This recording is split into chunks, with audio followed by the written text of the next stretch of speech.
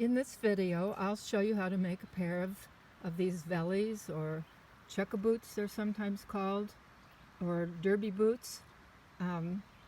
These are mine. I wear them all the time, so I think this is really a great unisex style of shoe.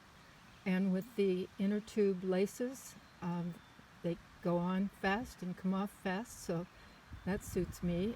I've kind of smeared these with some leather treatment so that they're kind of multicolored. They started out being light gray and now they're kind of a mottled shades of gray. So I love these shoes. Let's get started in making you a pair.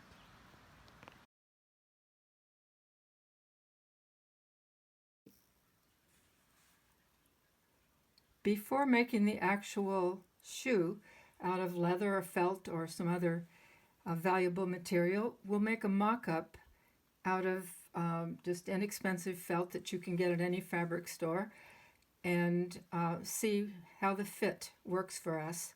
So I cut out the 3 patterns that are needed: the sole, the heel section, and the vamp, which is the part that goes over the toes. And then I punched out a lot of holes because we'll be stitching these shoes together by hand, and that requires having holes before you stitch. It's like at craft fairs. A lot of people have always asked me, "Boy, you must have strong hands." No, I'm smart enough to make holes first, so then stitching is not really that challenging.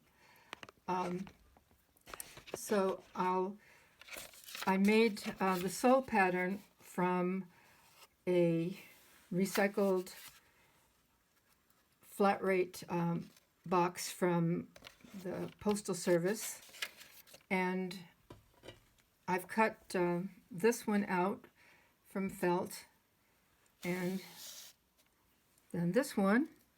And so when you're making a mock-up, you don't have to punch out holes in the felt part, since it just requires making marks with, you can see here better, marks with a permanent marker, and then that makes creating the mock-up much easier.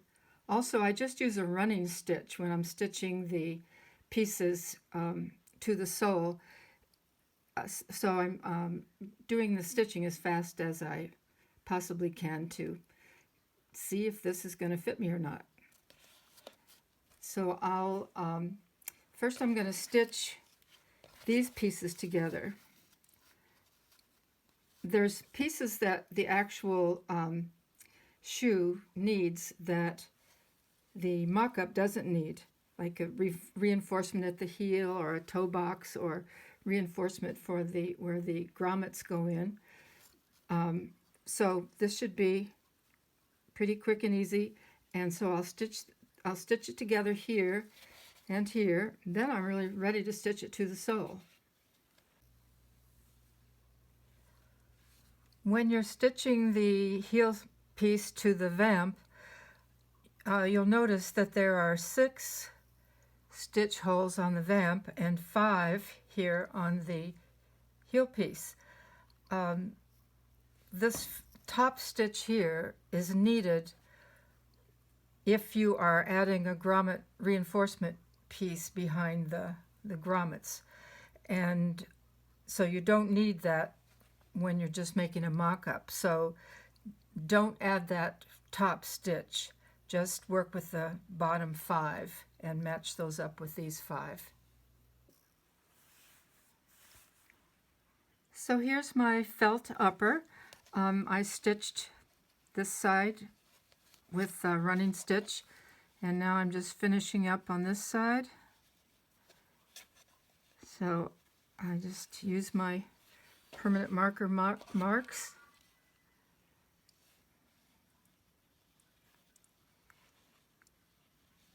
And tie a knot, and I'll have this side done too, and then I'll stitch the upper to the sole. The upper is all stitched together, so I'm ready to stitch the upper to the sole. So here's the center of the heel, and I want to come up through this stitch hole, so I'm going to kind of start over at the edge here so that I can come up this. Want to make sure that the knot doesn't come on through, since this is kind of big holes. And then I will come up through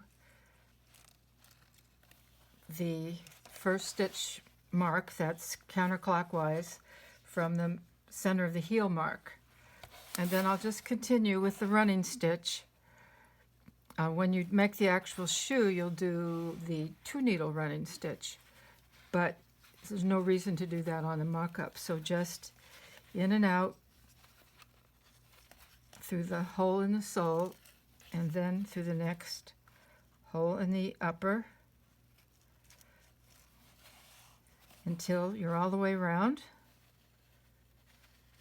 So I'll be back for that stage. Here's a view of the completed mock-up.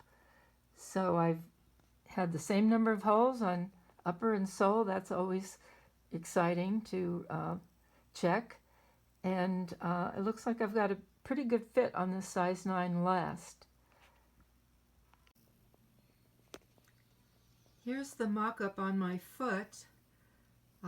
Since I'll probably be wearing socks with them, I've put on a sock, and it actually feels kind of long, so I think I would reduce the size of this pattern down from a 9 to an 8.5, and that probably would be a better fit.